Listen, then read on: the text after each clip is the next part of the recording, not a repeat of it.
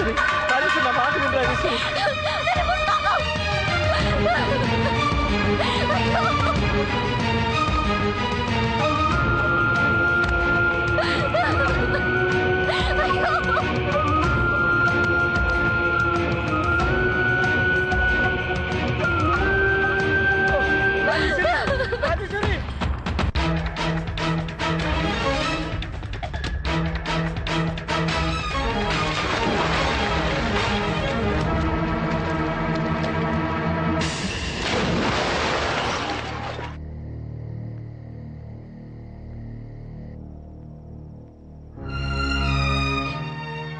అమ్మా నా తల్లి, నీకు పుణ్యం ఉంటుంది.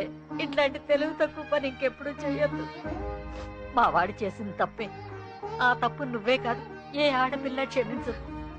అందుకు వాడికి, వాడిని కన్న పాపానికి నాకు ఏ శిక్ష వేస్తామో వెయ్యి. ఈ ఇంటి పరువు, కుటుంబ గౌరవాన్ని కాపాడాల్సిన బాధ్యత నీదే. ఇంకెప్పుడు తొందరపడి ఇలాంటి పనులు చెయ్యొద్దు.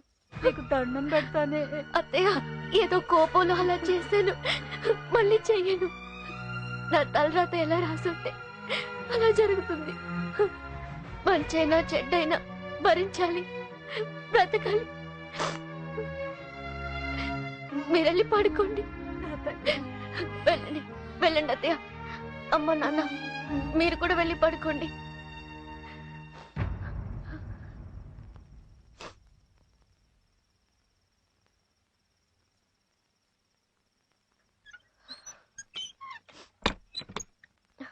రాజేశ్వరి,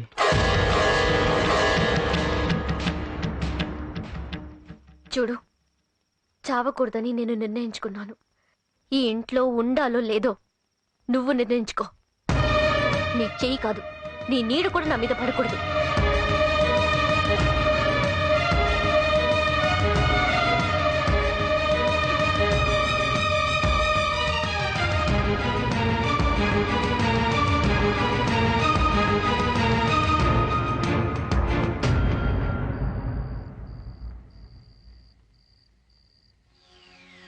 ఏమి సేవ అంటూ ఇందాకటి నుంచి గోల ఒక్కసారి చేసినందుకే బాగా తీరింది. పెళ్ళి మరిద్దరం చేసుకుందా.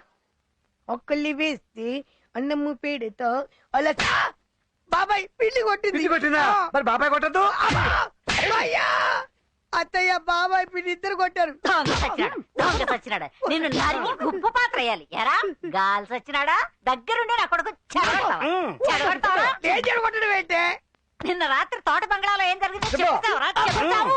నిన్న రాత్రి తోట బంగ్లాలో జరిగిన దానికి ఏ సంబంధం లేదు. అంతా క్రెడిట్ బాగుంది. వద్దు, నువ్వు లేకుండా వాడు ఏ పని చేయడు. మాకు తెలుసు ఏం జరిగిందో చెప్పు. నేను బతుకునేది అదే. నేను లేకుండా ఏ పని చేయడు. కానీ రాత్రి జరిగిన సంఘటనకు నాకు ఎలాంటి సంబంధం. మగలాడు ఎక్కడుందో చెప్తావురా? చెప్తావు. దాని రాత్రి తన్ని తెరవేశా.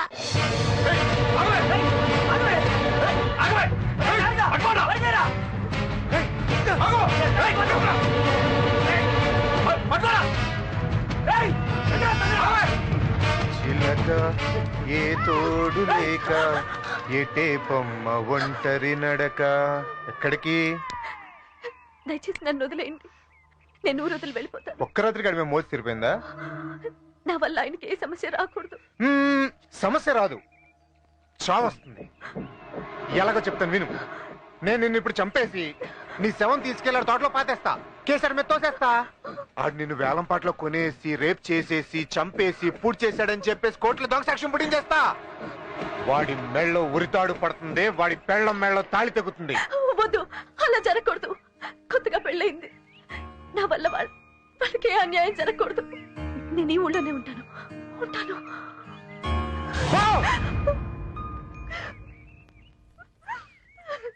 నువ్వు మోసపడ్డ పిల్ల చేతి దొరికితే వదిలేస్తావంటే కుక్కలు ముట్టిన విస్తరి కూటికి పనికిరాదురా. పిల్ల మాత్రం మేలిం బంగారం అన్నా, అదిరిపోయిందన్నా. మేలిం బంగారం కాదురా అది, అది వాడి పాలిట ఏళ్లనాటి శని. ఏంట్రా ఇది ఇక్కడే ఉంది? నేను బయలుదేరమని చెప్పాను కదా. ఏంటి ఆలోచిస్తున్నావు? ఎల్లో బయలుదేరు. మీకు దండం పెడతానండి. ఏంటి? నన్ను ఇక్కడి నుంచి వెళ్ళమని అనకండి. ఎక్కడికన్నా వెళ్ళి గౌరవంగా బతకమని చెప్పారు. కానీ ఇక్కడ నుండి వెళ్తే ఒంటరిదాన్ని గౌరవంగా బతుకుతానన్న నమ్మకం నాకు లేదు. నువ్వు ఎక్కడుంటే నాకు గౌరవం ఉండదే. ఆ రాత్రి అలా జరగాలనుంది, జరిగింది. దానికి మిమ్మల్ని నేను తప్పు పట్టను. నాతో ఉండమని ఎప్పటికీ మిమ్మల్ని ఇబ్బంది పెట్టను. ఆ విషయం మీరు మర్చిపోండి, నేను మర్చిపోతాను. మీ తోటలో ఎంతో మంది కూలి చేసి బతుకుతున్నారు. వాళ్ళతో పాటు నేను ఓ కూలిదాన్లా బతికేస్తాను. వాళ్ళకిచ్చే కూలే నాకు ఇవ్వండి. ఏంట్రా ఇది? ఏదేదో మాట్లాడేస్తుంది. మాట్లాడవే. ఒక్క నిమిషం, నువ్వు ఇట్లా. ఆ అమ్మాయి చెప్పింది కరెక్ట్. ఏంట్రా కరెక్ట్? కొట్టానంటే నీ కొట్టు, కొట్టిన తర్వాత మాట్లాడుతూ కొట్టు. దీని వల్ల కదా రాజేశ్వరి నాకు అంత పెద్ద శిక్ష ఇచ్చింది. ప్రతిదానికి ఏమైనా అంటావేరా? నువ్వే కదమ్మా. ఎవరైనా పెళ్ళైన తర్వాత శోభనం చేస్తారు, కానీ నువ్వు ఇక్కడ శోభనం చేసుకుని అక్కడికి వచ్చి పెళ్లి చేసుకున్నావు. ఎవడనంటే పరువు దొబ్బింది. చిన్నగా మాట్లాడు. పరువు పోకూడదని చెప్తుంది. ఈ అమ్మాయికి గాని మండింది అనుకో, ఏం చేస్తే ఇక్కడ పెట్టి బంధించినందుకు గృహహింస కేసు. ఆల్రెడీ విషయం జరిగిపోయింది కాబట్టి రేప్ కేసు పెట్టింది అనుకో, 14 సంవత్సరాలు జైలు శిక్ష పడుతురా.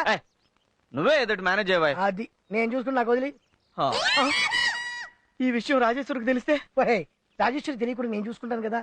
ఈ అమ్మాయిని ఏదో ఒకటి మేనేజ్ చేసి 2-3 రోజుల్లో పంపించేస్తా. నువ్వు ధైర్యం ఉండు, ధైర్యం. సరేపా.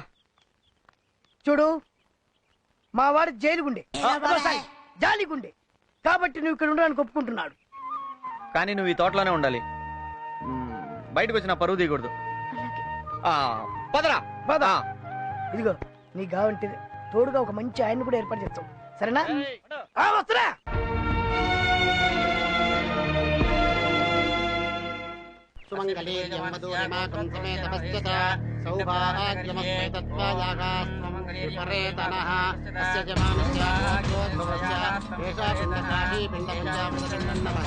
సకల దేవతాశీర్వాదమస్తు. అయ్యా, తమరి దండం తీసుకెళ్లి తమరి తండ్రి గారి సమాధిపై ఉంచి నమస్కారం చేసుకోండి.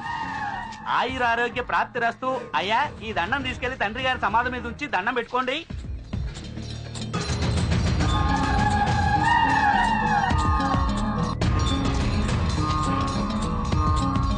నా కంఠంలో ప్రాణం ఉండగా ఆ ఇంటిని త్రాష్టుడికి దక్కనివ్వను. తాతల నాటి ఆ ఇంటిని నేను స్వాధీనం చేసుకుని తీరుతాను రా.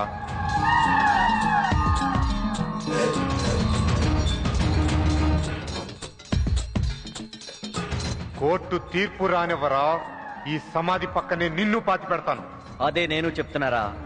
ఎవడిని ఎవడు పాతి పెడతాడో చూద్దాం.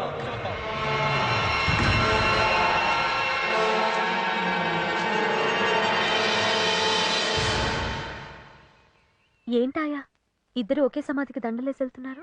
వాళ్ళిద్దరూ పరాయి వాళ్ళు కాదమ్మా, ఒకే తండ్రికి పుట్టిన కొడుకులు. బుల్లెబ్బాయి గారి నాన్నగారు పరందామయ్య గారు, భార్య జానకమ్మ. అనుకోని పరిస్థితుల్లో ఆయన ఇంకొక ఆవిడను చేరదీశారు. ఆమెకు పుట్టినవాడే ఈ సూరిబాబు. పెరిగి పెద్దయ్యాక వాడే తండ్రి పాలిట శత్రువు అయ్యాడు. ఏంట్రా ఇది? Court notice. నీ ఆస్తిలో నా వాటా కోసం నేనే ఇచ్చిన కోర్ట్ నోటీస్. ఈ జన్మలో ఏ పాపం చేశాను? ఈ జన్మలో నీలాంటి నీచుడికి తండ్రిని అయ్యానరా? రై, నా నుంచి తాళి పెట్టుకోడు ఆశించకుండా నాతో కాపురం చేసినరా మీ అమ్మ. ఆమె చనిపోతూ ఒకే ఒక కోరిక కోరిందిరా, నిన్ను కొడుకుగా స్వీకరించమని. అందుకే నువ్వు చేసే తప్పుడు పనులను సహించా. నువ్వు ఎప్పుడు అడిగితేప్పుడు 1000 లక్షలు గుమ్మరించా. నీ జల్సాలకు జులాయి తిరుగులకు డబ్బంతా ఖర్చు చేసి ఊరంతా అప్పులు చేసి అప్పులో నా ఇంటి మీదకి తోస్తే పైసా అప్పు తీర్చాను రా. ఇంత చేస్తే చివరికి ఈ రోజు తాతల నాటి మా ఇల్లు కోసం నా మీద కేసు పెడతావా? రే, ఆ ఇల్లు నా స్వార్జితం కాదురా, వంశ పారంపర్యంగా వచ్చిందిరా. దానికి వాడే వారసుడు. నీకు వాట అడిగే హక్కు లేదు. నీ దిక్కున చోటు చెప్పుకోరా. ఓ నాన్నా, నీ మనసే వెన్నా, అమృతం కన్నా అది ఎంతో మిన్నా. రాయ్! ఏమైందండి?